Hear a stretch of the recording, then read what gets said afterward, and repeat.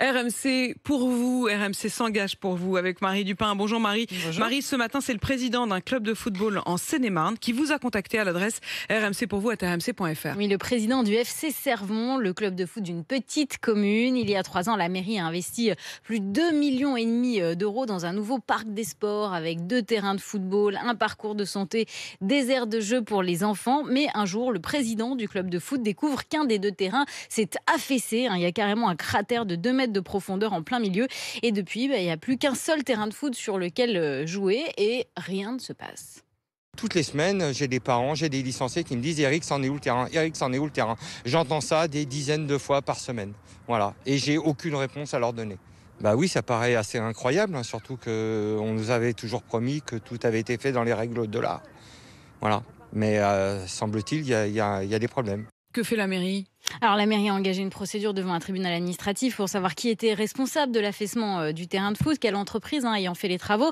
Mais avec Benoît Ballet, on a découvert que le problème était sans doute bien plus grave. En tout cas, c'est ce qu'affirme un conseiller municipal, Pascal Dubal. Selon lui, derrière cette histoire de terrain de foot, il y a surtout un scandale de pollution.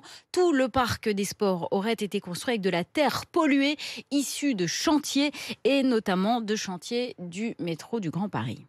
C'est pas juste le terrain de foot. Ça serait une énorme bêtise si on s'arrêtait au terrain de foot.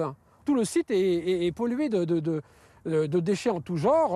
On a plein de morceaux de goudron aussi qui ont été mis, des arbres, des souches d'arbres complets. Alors, le plus important, c'est quand même l'amiante, le plomb et les pneumatiques et l'hydrocarbure. Voilà. Je trouve que c'est inadmissible. Pour un investissement de 2,5 millions d'euros, ce site, en tout cas, pour moi, il n'est pas sain. Il n'est pas sain pour la santé.